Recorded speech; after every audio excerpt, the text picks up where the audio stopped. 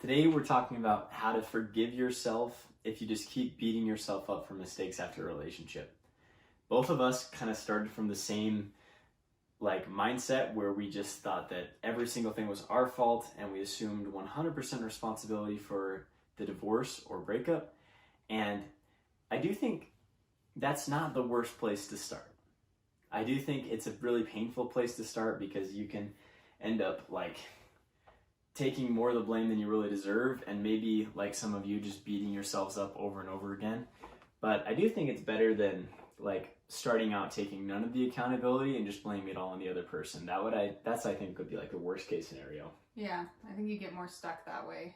Yeah. If you're the ones doing all the blaming and not taking any accountability, you're getting more stuck. Yeah. So that one's less painful at the beginning because you don't have to deal with any problems. But yeah, that's how you stay stuck for years. So if you guys want to stay stuck for years, just blame everything on your partner and that'll do it. But yeah, we're not talking about that. We're going to talk about the people that do blame everything on themselves. And maybe you feel like now that you're not worthy of another relationship because you hurt someone so bad in the past, or you just can't forgive yourself for hurting someone you loved in the past. Well, the thing about it is that I just thought of this. Cool. But but I think in pretty much every single situation, both people are at fault in a breakup or divorce. I can only think of maybe one example or two examples that would be that person was probably the most wrong. Yeah. But overall, I think in most normal breakup situations, both people did something wrong or weren't the perfect person at all times. For sure. Totally. And that might be a way you can start, just by actually recognizing what the person you were with did wrong too, and realize that they're not a perfect angel, and that's a good way to start. One of the things that helped me the most was reading books by Brene Brown. She's what she calls herself a shame researcher. And one of the main things that she does in her books is she defines the difference between guilt and shame. And I think that helped me a lot, just understanding what that was. But she said the difference was guilt is I am a good person that has done bad things, and shame is I am a bad person because I've done bad things. So, for example, if you let's say even you cheated on your ex-spouse or ex-girlfriend, because I know a lot of people we talk to do that, and this is the horrible thing. I'm not defending it, but if you say, I cheated, so therefore I'm a bad person, you're stuck there and you're probably going to end up doing it again. If you say, I'm a good person, but I cheated, then that's guilt. You are guilty of a bad thing, but now you're a good person, so you can make progress in forgiving yourself and not doing it again. So, yeah, that's one thing that I think is really important to understand at the beginning. It's just the difference between guilt and shame, because then you actually have a place to go and you're not immediately starting out in a helpless situation where you're just a bad person.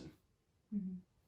Yeah, I think it's important to define to really look at what you did wrong and what the other person did wrong, because even when the person says you did this, this is all your fault, or this wouldn't have happened if you did this, a lot of people, I mean, they're not gonna be 100% right. Just because they say things doesn't mean they're correct. And so I think if your ex blamed everything on you and said this is all your fault, if you didn't do this, this, and this, we wouldn't have broken up or gotten divorced or whatever, that's just not true. They're just trying to deflect responsibility. And so I think being able to kind of write down what you feel you really did wrong from try to get outside of the relationship and be okay, what did I really do wrong and what did my partner really do wrong? Then you can kind of not feel so bad for the things that your partner did that you're taking responsibility for. Totally. And with that, I found in some sort of YouTube video, but it said toxicity breeds toxicity, which what it means basically is that you may not have done the bad things you did if you weren't in the situation you were in. So Jocelyn has examples she's going to share in a second, but maybe, and I want to get off the cheating example because I think that's always bad. But maybe you never really got angry before, and then all of a sudden you're in a relationship with someone who's not super good at communicating, and you end up getting a lot angrier than you did before. It's easy to just take that and think I'm a bad person because I'd be angry here. But it's really, really important to look at the whole situation and look at things that they may have done that were toxic too, that led you to act that way. Not in a way that makes it so that you don't take accountability for what you did, because you still chose to do that. But your circumstances and like people around you definitely can put you into situations where it's easier to make the wrong choice. Mm-hmm. Yeah, like my example is like in my past marriage, like my ex-husband liked to run away when we would fight, and it would stress me out so bad because I wanted to talk about it, and so I would hide his keys and make it so he couldn't leave. And I think like that's not the kind of person I wanted to be. Like I didn't want to be a person that hid my spouse's keys, because it made me feel crazy. Like I was like, I'm a crazy person, I have to hide my husband's keys. But it was like I wouldn't have done that under a normal circumstance, but because like my ex-husband ran away from problems, like I felt the need to hide his keys, and then he would get more mad because I would be hiding his keys, which is a toxic thing to do. So I think it just like was like a snowball effect where like he would do a toxic thing, I'd do a toxic thing, and it would just like build on itself. So it was like both of us were probably acting out of character to how we would in like a healthier environment. So I definitely think that's true. Totally. And again, if you're the kind of person that just like puts everything on themselves, with her, she could just say, I'm a crazy person that hides keys. And like that wouldn't be helpful, because then she's stuck there.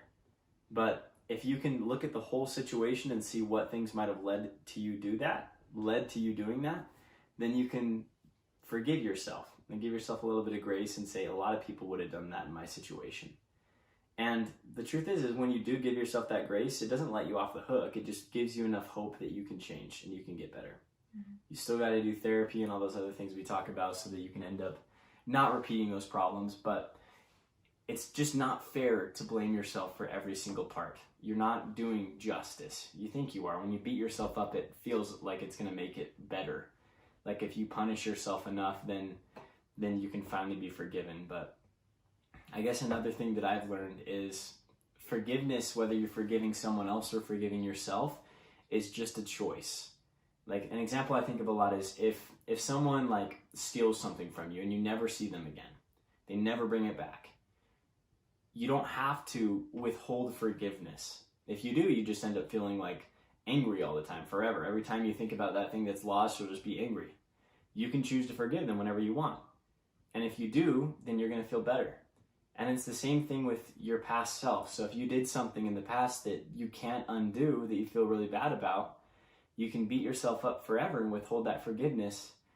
But you also can choose to just forgive yourself and offer that to yourself. And once you do, then you're free to end up changing. But the things in the past that you may have done, oftentimes you can't do anything to change it.